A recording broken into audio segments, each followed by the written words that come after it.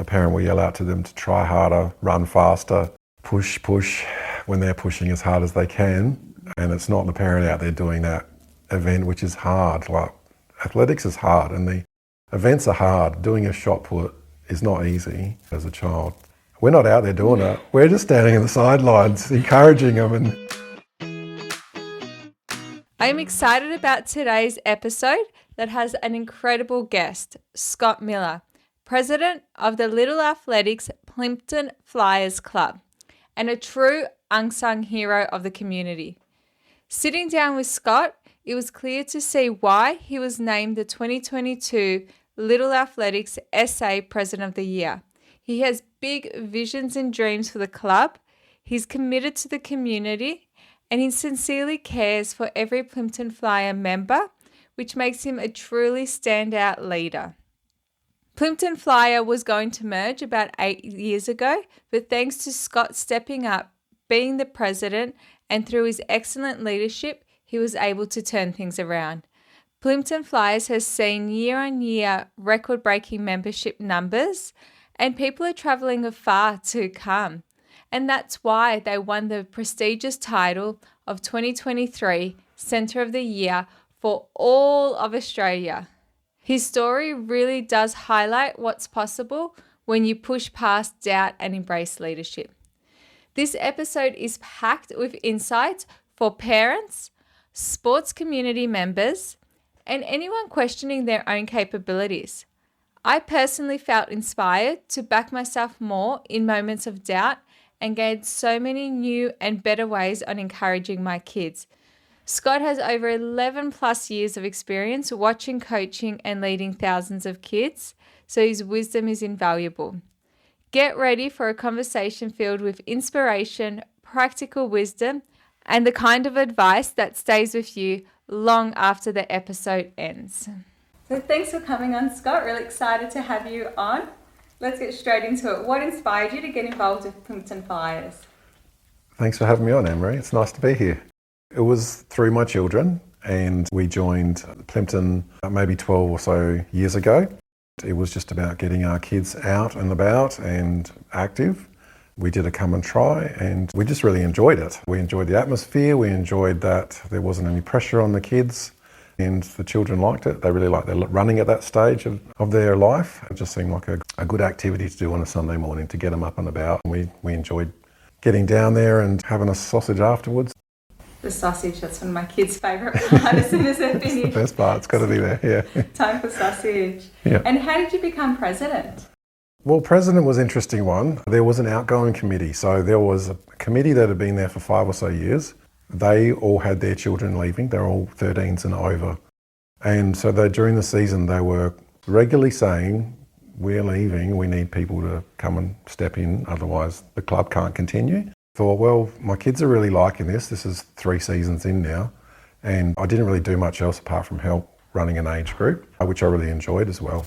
And my kids were starting to get really good as well. My daughters, who started off as what I thought were going to be runners, they actually started to really take to the throws. The thought of not having a club for them to go to on a Sunday morning, it was enough to make me go, hang on a sec, I would like to try and help out. They had a dinner on at a pub, and they invited people interested to come along. And so I went along there with some other family members that I met that night as well, who had similar feelings. And I thought I'd go there and I would maybe help with the starting or with the timekeeping or something where they wanted to do. And I ended up walking away as the secretary. Some others who came there with similar ideas were treasurer and the recorder, and we thought, okay, we'll give it a crack. That's how I came on the first year of the committee. The only remaining committee member, he stayed on as the president.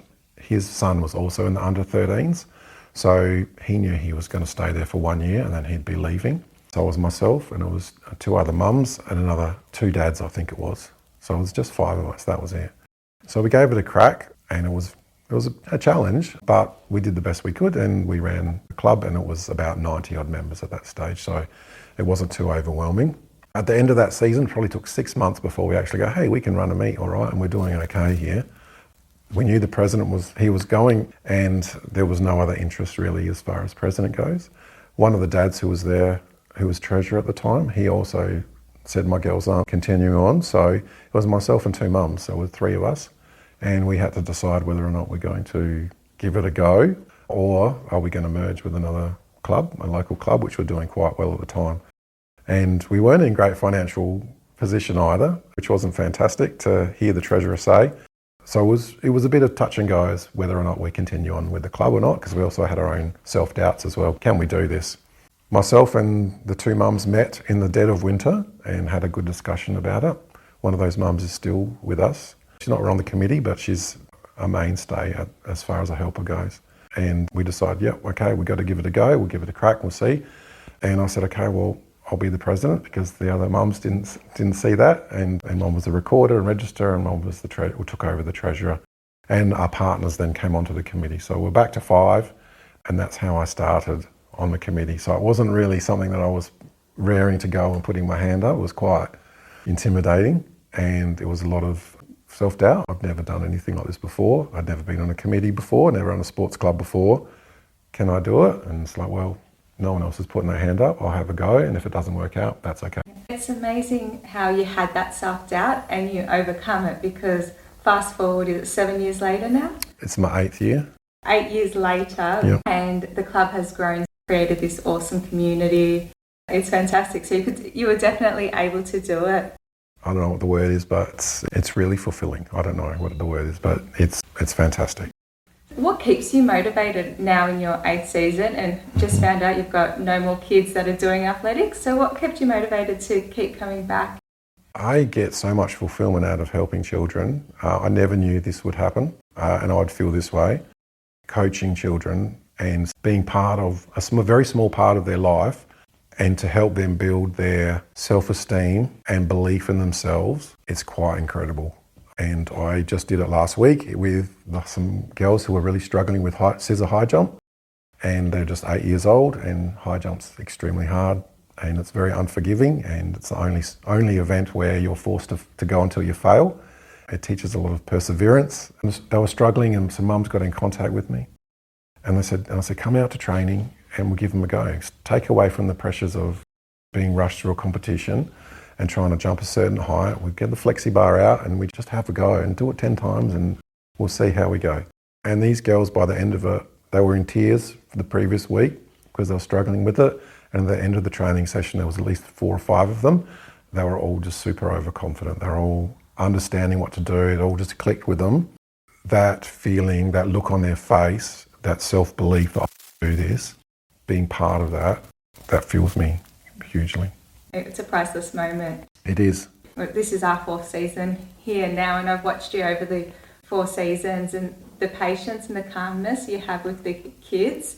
You really take the time to understand where they're coming from and get them to the greatness that they're able to, which is probably why you won, 2023 Coles Little Athletics Centre of the Year, which is an amazing award. Congratulations. Thank you. Can you tell us what this award is and what it represents? Each year, so this is a national award, which is quite unreal. So for all of Australia? Yes. So the best centre for all of Australia? That's right. It's recognised by Little Athletics Australia.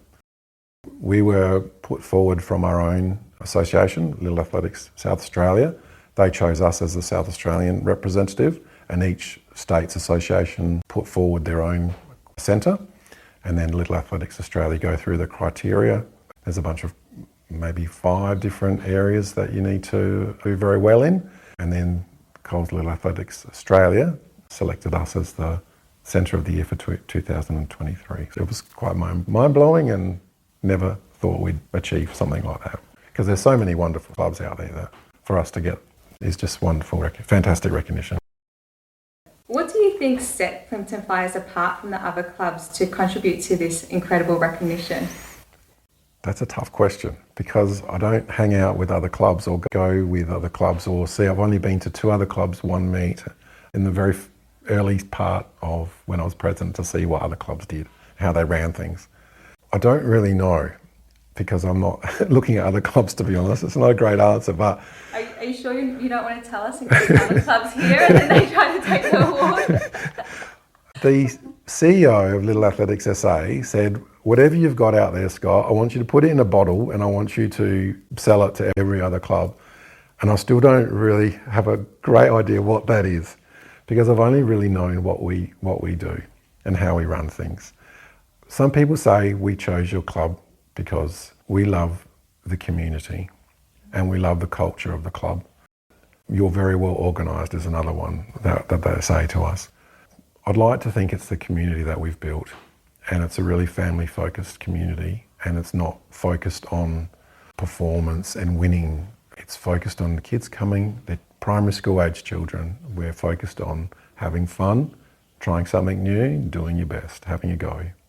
That's something that you've definitely created there. I find it's the kids are competing against themselves. Like today, just before my daughter ran the 100 metre, she goes, I'm going to beat it. I looked at her and I'm like, you're going to beat it? She goes, I'm going to beat my record from last week. I'm going to get under 16 seconds in the 100 metre. And I was like, yes, because you've only got yourself to compete against. Yep. And that, I believe that in life as well. And that's the community and the culture in there. And then even watching today as well, there was like one of the childs which came last, and they were half walking, half running.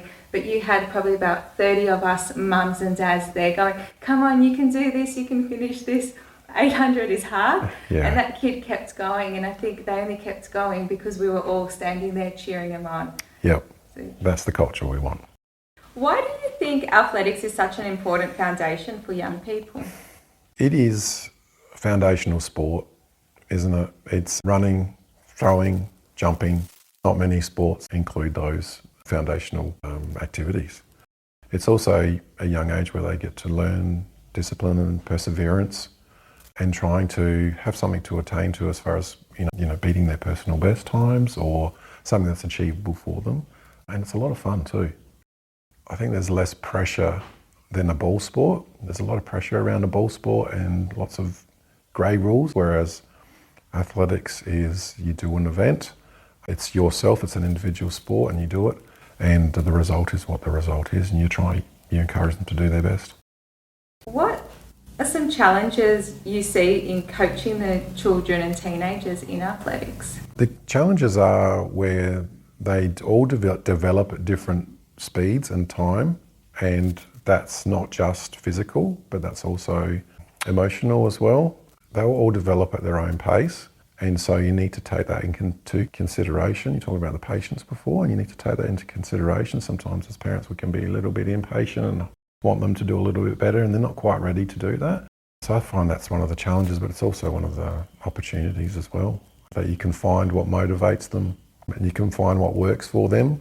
And sometimes it's not always the parent that can do that. Sometimes they can, they know their child well. Sometimes a coach can just get a little bit of insight from the outside on the child and what might be that clue on what might motivate them to try a little bit harder or to get to where they might want to be. What advice do you have for parents who want to support their children in the athletic journey? Advice is to be chill and to be patient, because they will develop at their own pace, and not to put any pressure on. Let them decide their own pressure. They'll put enough pressure on themselves to perform. Chloe did that today. She put a little bit of pressure on herself and it worked well. But if she said, I want to get a state record today, then she may be quite disappointed by when she ran through and probably not make that. So yeah, I think just ease off the pressure and support them, be there and be their biggest cheerleader. There's no need to put pressure on at this age. They're only primary school age kids, as I said. I know with Jake, I actually made the mistake today. He was running the 800 and he's been doing well in the 800, and I was Yes. like, oh, why don't you try to beat your record by 10 seconds? And then he's like, yeah, we can do this. And he ran and he beat his record by less than a second, but he still beat his record. Yeah. And knowing that after I said it and he'd walked away, I've gone, 10 seconds. where did that idea come from? So we still separated, and he looked at me thinking, it wasn't 10 seconds, and I was like, that's good, you bet it was great. But yeah, that was something, that was a parenting fail on my behalf. But what are some common mistakes you've seen parents make when trying to encourage their kids in sport? It's probably that pressure of perhaps being a bit too vocal from the sidelines, where a child's trying their absolute heart out and they could be running into a headwind, or they could be doing anything but a parent will yell out to them to try harder, run faster, push when they're pushing as hard as they can. And it's not the parent out there doing that event, which is hard. Like, athletics is hard and the events are hard. Doing a shot put is not easy as a child. Discus is the same. And any of the middle distance runs as well. You know, they're tough. We're not out there doing it. We're just standing in the sidelines, encouraging them and asking them to do almost better. Sometimes it's a bit too much and there's no need to do that. It's getting a lot better though. I think parents are really getting that message from a lot of sports. It's best just to cheer them on and be there and support them. There's no need to tell them to do better than what they're doing, because I think that's really discouraging for them. In my own personal experience, I found that it was almost better for me to support other kids there, and they took a lot more from that when I would support them and cheer them on than it was for my own child. And I found that when other parents supported my child, that they would get a boost in their performance. And I don't know if that's just my observation, but that's something that I've really tried to do as well. I think that's sort of one of those things I like to do is from the sidelines as well, is to encourage everyone. And I think that's that community and culture that you've created. I've done it plenty of times. I'm like, come on, you can go a bit faster, you can go a bit faster. And I actually thought that I was encouraging them to go faster. It doesn't work. That's right. Gets them angry and unmotivated to try. But watching the other parents go, come on, you can do this, you're doing so well, and changing that language, I found made a really big difference with the kids. I do get where parents come from when they try to do it because they think they're helping. Yes. Yep. They're not, like you said, that kid's already trying as hard as they can, and if they could run faster, they probably would. There's a lot of focus on personal bests in athletics, as you know, and I think that it's much better to focus on effort, and the personal best will come, because so many things can happen, different factors to try to get your personal best. And if you focus on get a personal best today, or try and do get a personal best and I'll get you an ice block or something like that, it's not a great way to go about it. It'll end up disappointing the child a lot, I think, and puts their focus on maybe trying too hard. And a lot of times you can get your PBs just by relaxing and just having a good go. There's also things like wind, whether the grass is really spongy, how you woke up in the morning, did you have a good breakfast, there's so many different factors that can affect performance that I think it's just best to focus on. Do your best today, and the results are the results. It's just it's a scientifically timed result. It's not really that important when it's compared to trying your best and having a really good, enjoying yourself. Other factors play like a big role. Jake was a bit disappointed today because he didn't get, I think it was just under a second slower on his 100 metres, except yesterday he played 2 games of soccer, plus was out for 4 hours playing soccer and running around with friends. Yep. There was no way he was going to be able to, achieve it, just knowing how much stress was on his body yesterday. Yep. And how important is it for parents to model an active lifestyle themselves, and how do you think that influences the children? I think it's super important. You're being a role model to your child. You're normalising physical activity and that it's good for you. And it's also great to get out with your family and do physical activity together, whether it's a game of ball sport or run along the beach or whatever you do. I think it's very important to normalise physical activity with the children and hope that it becomes something that they will do for their life. Can you tell us about some of the programs or initiatives that have made the biggest impact to the club?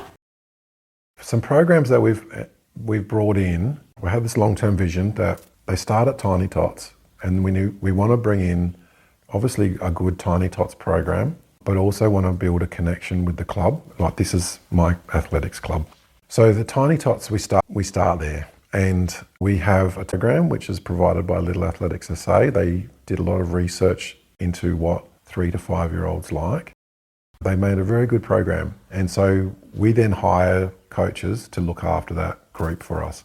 We started off with one coach. It was very hard to find Tiny Tots coaches from the parents because they would normally have a 3 to 5 year old, and it was very hard because they would want mum or dad's attention, and they would often play up to get that attention because the parent coach was providing all these other kids that attention.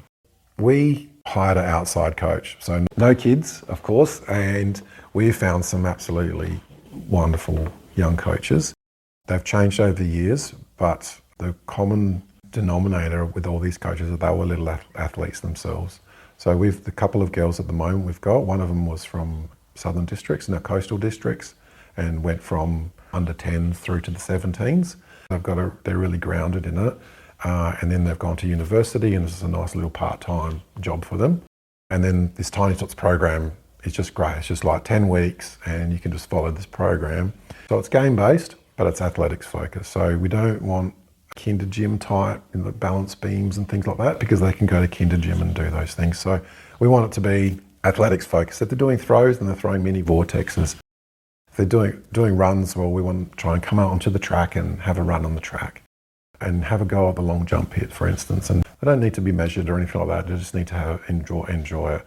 And this year, they've got their own 8-lane, 30-metre, I don't know if you've seen it, 30-metre, 8-lane. I was wondering what that was. Yeah, we put it out there and they absolutely love it. They're part of the club and they get to do mini hurdles, they get to do their sprints, and they can do little relays, and the coaches love it as well. And so I think, I don't know if it was last year or the year before, they were big enough that we needed 2 coaches.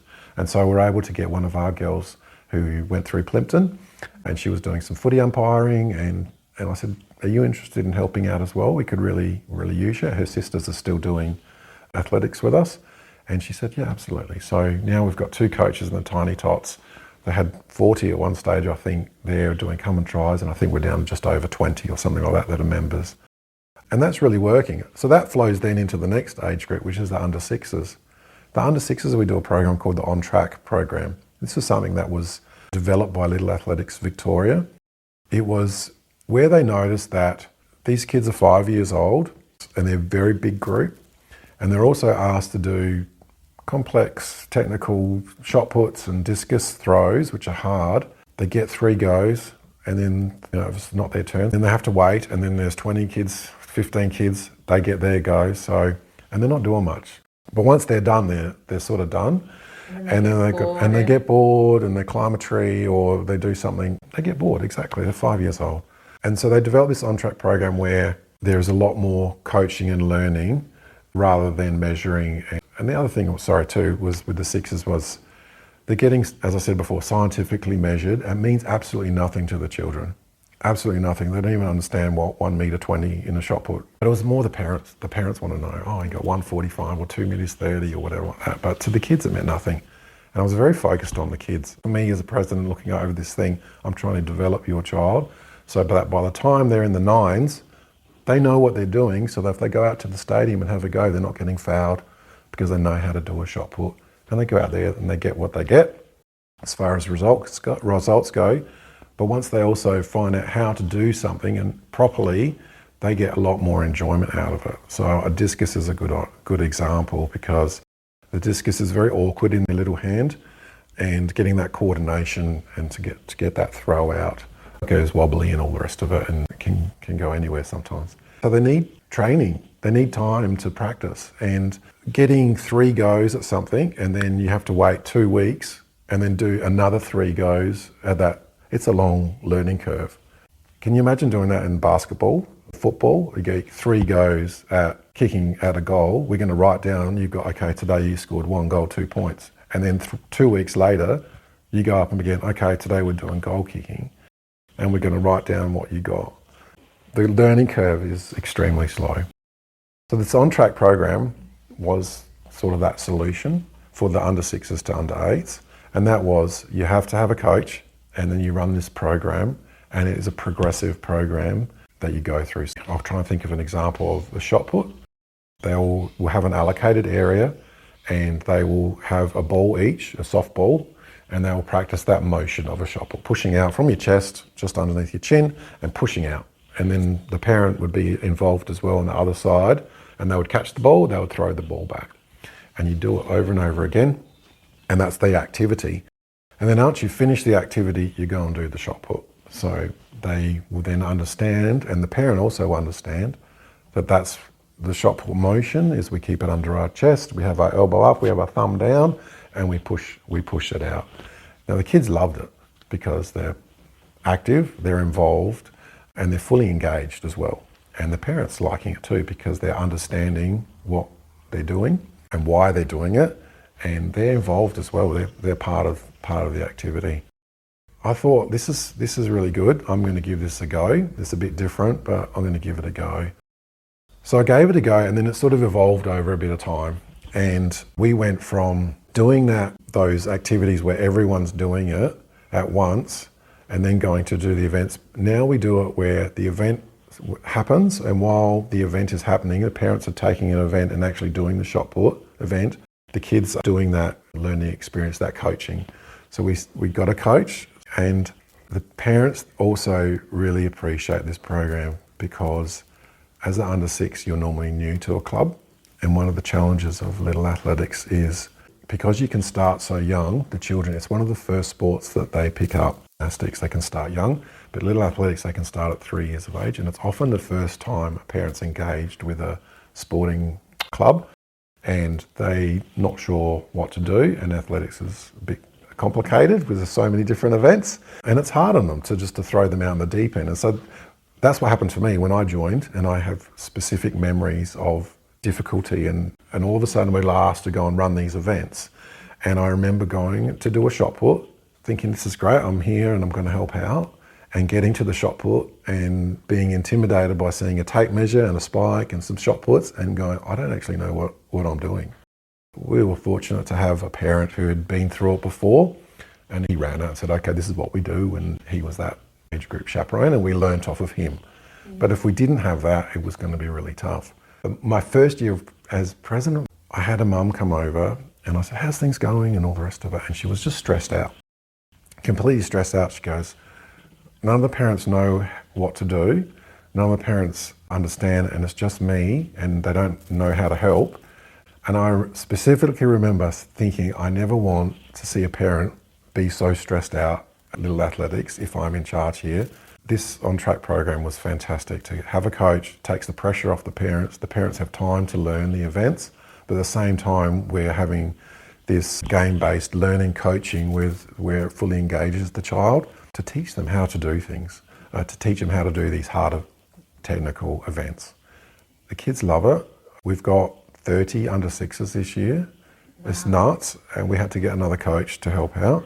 So now we've got 2 coaches at this, and 30 kids are showing up each week, and the parents are enjoying it because they see their kids are active and engaged and not bored. Going back to the original question, because it's a long answer here of what we're doing, that's the strategy. And now we bring the 6s. And now when they go to the 7s, those parents are ready to run, and we'll have, you need 2 or 3 of each in each group, and they split to boys and girls in the 7s because they're now large enough to do that. And we'll have parents ready, and they just take it and they love it, and off they go and chaperone the group.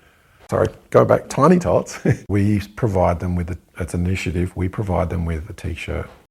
They don't have to wear a uniform at that age because they don't do any competing at the stadiums or anything. But we want them to feel connected to the club. Something I've wanted to do, and I got it maybe 3 or 4 years ago, is we provided a Tiny Tots t-shirt to them. It has our logo on the back and it has the Tiny Tots out on the back. And as part of their membership, they get a t-shirt and they get to wear that, and they feel that connection that this is their club. Just let out your secret of why you won Centre of the Year. Well, they asked us, Little Athletics, as they got wind of this, and they asked me to do a presentation at their last conference, and so that's what I did to the 6s. And the 6s have a high number throughout the whole year because of this on track and having a coach there. So it's really good, and it's a great introduction. Was it 82 that you originally started with, and now is it over 290 this season? That's right. It's unreal. Yeah, I don't know if we'll squeeze to 300, but that would be absolutely incredible. 290 is amazing. The last 3 years we've broke club records every year on a club membership. I had to do a bit of digging because when we got around 200, I was starting to wonder what the club record is here. And it was, I think, 224, and that was in the year that Barcelona had the Olympics, 1992. And since then the club hadn't got close. It was normally around 150-ish. And then the next year we broke it, and then the next year we got 250, and then this year we got 290. So it's unbelievable, really. Look, what you do with the Tiny Tots and on-track program is phenomenal. I think about 2-3 weeks ago I was lining up to get the kids' t-shirts, and I was listening, and then I joined the conversation with the Tiny Tots, and a few parents actually brought their kids to Plympton. They're driving further than some of the other athletics clubs because of what you're doing with the Tiny Tots and how it's run. Bit of a distance. I've noticed that too. When I see the members register, I've started to notice people are driving and they're making that extra bit of distance and they're passing other clubs to come to ours. It's quite unreal. How do you measure success within the club for both individual athletes and the club as a whole? We've sort of covered that with the increase in athletes and PBs. Yeah, that's part of it. But if we were 150 members, I would be really happy if the kids are having a great time. For me, it's a measurement of success is to see these kids enjoying themselves. I was waiting, you know how I do my announcements before the meet starts, and I'd gone to Colonel Light Gardens Primary School to do a sports day, just run a little clinic for them on sports day. And a couple of the girls were our members, and they came up and they were part of that clinic, and we 15 minutes, 20 minutes, and we do a few athletics events. They have a lot of fun, and then they rotate through to the next class. And one of the girls I recognised, and she's like 6 years old, but I recognised her. I said, "Oh, you're so and so," and she goes, "Yeah." And she was like amazed that I knew who she was. She would have felt so special. She must have, because the next week she came up to me at the announcements and, "Hello, Scott, do you remember me? Do you remember my friend here? We were at," and of course I remembered. It was so cute. But that was, to me, that was just wonderful, and a measurement of success. But that for me was successful. What is one of your favourite, and I'm sure there's so many over the years, success stories of a young athlete? There'll be a few. The ones that grow in confidence and are very shy, and then they may be athletically gifted, they may be pretty good, but they're quite shy and have no confidence.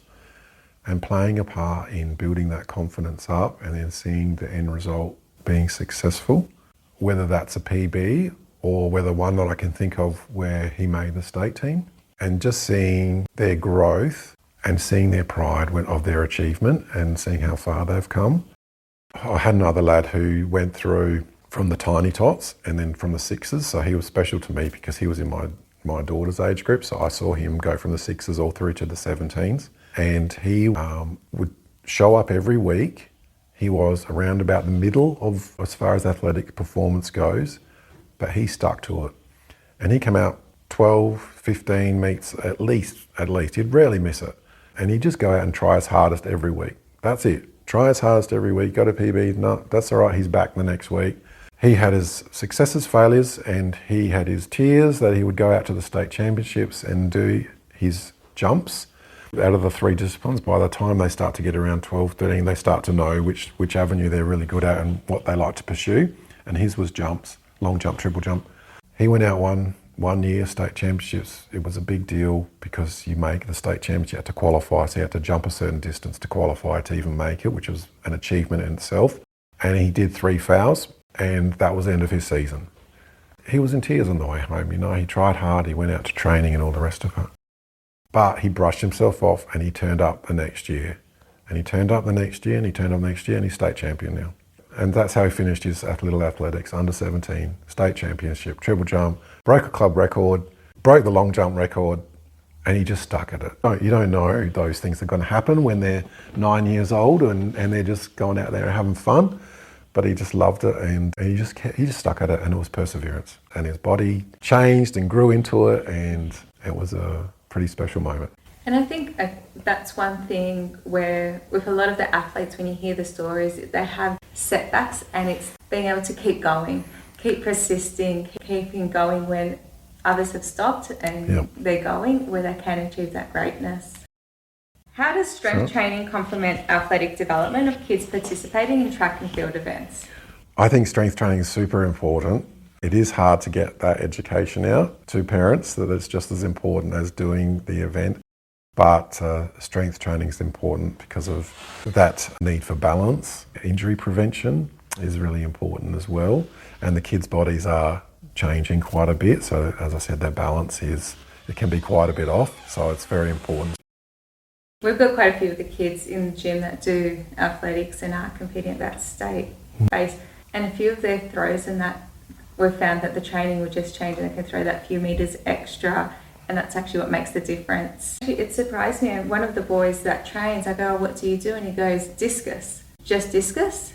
And that's all he specialises in. I didn't realise with athletics you can just pick one event. Yeah, it normally happens around 12-ish. where they can join a senior club. And then when they're at a senior club, they can choose their events they like to do. So we run a multi-event, Little Athletics, because that's the foundation where you need to do a multi-events, run, jump, throw, middle distance events as your longer runs, and short distance for your speed training, and then your jumping events and your throwing events. So you need to be that, at that young age, you want them to be an all-rounder, and then by about 12, they'll start to choose which way they want to go. I love what you've done with everything in the club, like the way you've got the volunteers. I even like volunteering in the canteen the other week, having that parental involvement, the mums and dads state relays, meeting everyone there. How important is parental involvement to the success of Plympton Flyers? It is absolutely crucial. We could not run without parent volunteers helping us out. We have in athletics so much equipment to take out. There are so many different events that need to be run. There's so much officiating needs to be done. It's not just an umpire and a ball and some goals that you have to organise. You need 4 parents to run just one long jump, and it's absolutely critical that we need that help. Otherwise, we will just collapse into a heap. You've definitely got a good community there of helping. I was raking the long jump today, and I'm like, oh, this is my gym workout. Yes. So looking ahead, what are your goals for Plympton Flyers over the next few years? I'm taking it season by season now. I've got ideas in my head. At the same time, I've had 8 years now of doing it, and I'm not sure when it's going to be time to hand the reins over to someone else and let them see if they can take the club forward as well. I think that we should be, from what we've seen, a 250 member club. That brings in a nice amount of revenue, and that member revenue should then go into improving equipment. And athletics equipment is really expensive. I would love to get 2 more 3-piece high jump mats rather than the ones we've got that have been there for as long as they've been there. And they're about $8,000 to $10,000 per unit. It's quite expensive. The timing equipment is quite expensive too. The timing equipment kit we've got is worth about $18,000. I want to have 2 sets of those. So we have timing gates on the circular track and timing gates as we do now, on the straight track, because we love accurate times as well. And so this equipment is easy to set up. We want to redo the long jump run-ups, and we'd like to have 4 that are with the tartan rubber run-up, so the kids can experience that from start, so that when they go out to the stadium, they know what it feels like underfoot. That's really expensive too. The goals are to remain a 250 member club, and then to keep improving the facilities. I've got some dreams about having club rooms, because we don't have anywhere to sit around and socialise. We don't have any trophy cabinets where we can put up what we've achieved as a club. A bit of history would be nice up on the wall. I really love those clubs. We're at the school, so we're sort of limited to what we can do there and the times that we can access our club. I want an extra shot put, because we've got 3 and I think we need 4. I think because we're splitting up the groups now, there's so many big groups, and we encourage them to split. The under 8s to 10s are really big. They're over 20. Each group is over 20. There's under 9 boys. There's almost 30 just boys. So when they get to a shot put or a discus, ideally they split over 2, and if you've got the parent help, then they can run 2 at a time and get through. Otherwise it takes far too long. High jump is another one that takes a really long time. Another discus net as well. I want 4 of those. So we have to arrange those with the school, and perhaps apply for some facility grants to see how we go, to see if we can expand. We did have our celebration for the 2023 Centre of the Year, and I asked the Deputy Vice Principal, came out from Hamilton, and so he was able to see firsthand how big we are and how we might be looking for some more athletics facilities, and that also enhances the school too. I love this. I love your visions, because how do you get the funding to upgrade the long jumps, get the additional mats? It'll probably have to come through grants. We have a fundraising account, and we push money from, like our weekly meat raffles, for instance. That money will go into that account, and it'll just sit there for a big project.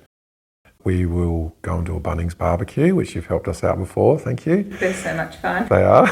And you can raise $1,000 to $2,000 there just by having a barbecue at Bunnings. We've done wine drives, these little fundraising ventures, and we'll probably have an end of year raffle this year where we'll invite members who have businesses like yourself to see if they can donate to that raffle and have a really big prize.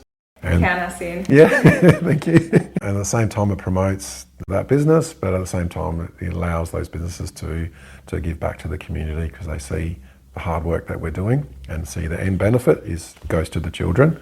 People want to be involved in those type of initiatives. I also want to the running tracks levelled with some soil, top dress. That's the word, top dress, because I want the best tracks in the land. If we're going to stick with grass, obviously we dream of having a tartan track.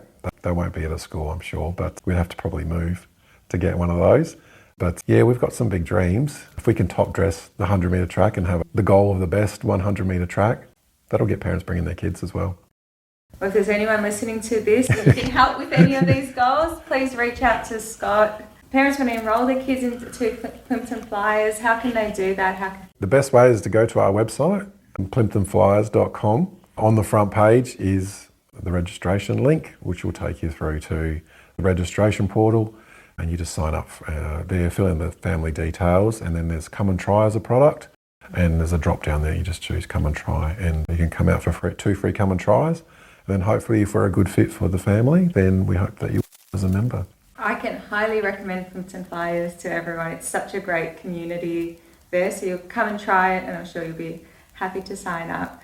Scott, this has been amazing. Thank you so much for your time. I can see, talking to you, why Plympton was the centre of the year. Not only your big visions and your goals that you've got for the club, but the way your community, the culture, the parent involvement, every person is important there, and you make us all feel valued as a member.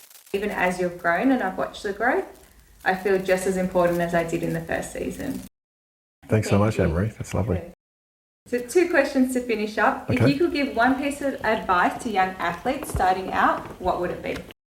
It would be to try your hardest and have fun. It's probably as simple as that. Just try your hardest. Have a go. Try your hardest. Don't worry about the result. The results will come. I like that. And lucky last, what does dominate mean to you? Dominate means, to me, to be the best version of yourself, to persevere, to try your hardest, and you will dominate. Great answer. Thank you. And thanks again for joining us in the D8 Training Podcast. I appreciate you sharing all your insights, your expertise, your passion. I'm now worried if other presidents listen to this from other clubs, they're going to try to steal all your ideas. Well, I've stolen their ideas. There's plenty of presidents I've stolen ideas from. No. But yeah, thank you. Thank you so much again, Scott.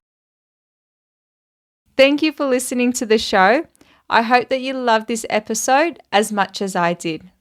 Scott and many other parents do so much to ensure almost 300 kids at Plympton Flyers every week have an incredible athletics experience. His passion and commitment to the community are truly inspiring. If you're in a position to support Scott's vision through a monetary or service donation, I encourage you to reach out. I've included his email in the show notes, and every contribution, whether big or small, helps keep the vision alive and growing. If you know someone who would benefit from Scott's wisdom as a president or could be inspired by his story, please share this episode. Thank you again for tuning in. Be sure to subscribe so you don't miss out on more inspiring stories like this. Until next time, dominate your life.